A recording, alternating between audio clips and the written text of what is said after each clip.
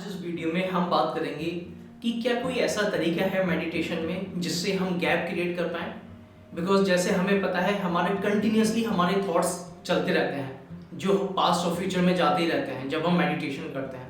तो क्या कोई ऐसा तरीका है जिससे हम जो गैप है थॉट्स के बीच में उसको देख पाएं, उसको अंडरस्टैंड कर पाएं? जी हाँ, उसका एक ही तरीका है, वो है जब आप अपनी ब्रेथ को देखने लगते हैं।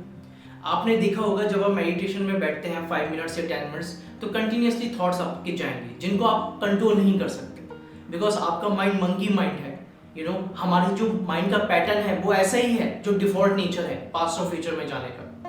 आपको फोर्सफुली अगर आप प्रेजेंट मोमेंट में आना चाहते हैं तो आपको अपनी ब्रेथ को देखना पड़ेगा, और ब्रेथ में भी आपको अपने जो नोस्ट्रल्स है उसकी जो स्किन है, जो एंट्री गेट है उसको देखना पड़ेगा। जब आप ब्रीथ इन करेंगे तो आपको एयर है वो आपको फील होगी ठंडी ठंडी, उसी तरीके से जब आप ब्रीथ आउट करेंगे तो गर्म एयर आपको महसूस होगी। तो अब क्वेश्चन ये है कि हम कैसे लेके आ पाए जब ऑलरेडी मेरा माइंड पास्ट और फ्यूचर के थॉट्स में जा रहा है।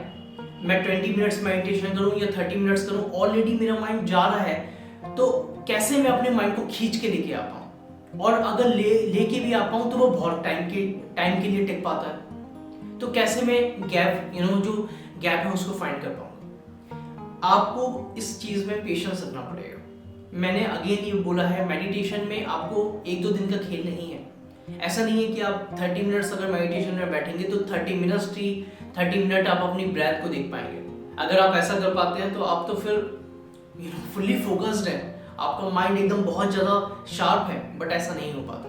अगर हम 30 मिनट्स बैठते हैं मेडिटेशन में तो एटलीस्ट 1 मिनट कह सकते हैं, इवन 1 मिनट से भी कम हम प्रेजेंट मोमेंट में रह पाते हैं। Can you imagine 30 minutes meditation में हम 1 और 2 मिनट तक सिर्फ अपनी ब्रेथ को देख पाते हैं, और ऑल टाइम उसके अलावा जो टाइम होता है उस टाइम हम भागते रहते हैं। बट ये डिपेंड करता है, ये वेरी करता है पर्सन टू पर्सन।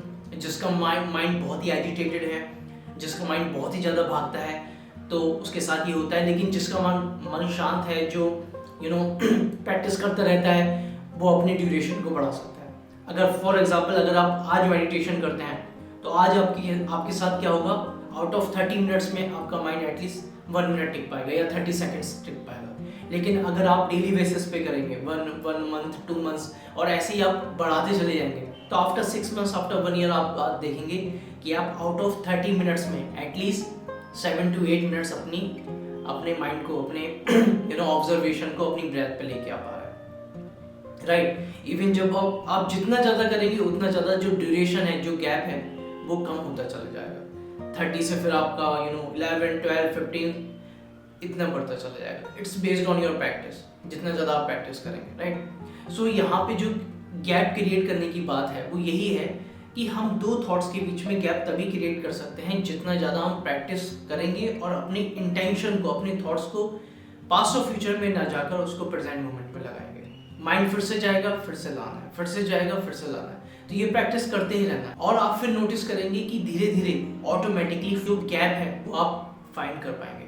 आप कुछ टाइम बाद आफ्टर 1 मंथ आप रियलाइज करेंगे कि आप दोनों थॉट्स के बीच में गैप क्रिएट कर पाएंगे। आपको समझ में आ पाएगा कि हाँ, मेरा माइंड इस टाइम फ्यूचर में जा रहा है, मेरा माइंड इस टाइम पास्ट में जा रहा है, अब मैं प्रेजेंट मोमेंट में हूँ। सो ये बहुत बड़ी टेक्निक है और हमेशा बहुत सारे लोगों का डाउट रहता है इस बारे में, इसलिए मैंने सोचा कि इस चीज़ को बताना चाहिए।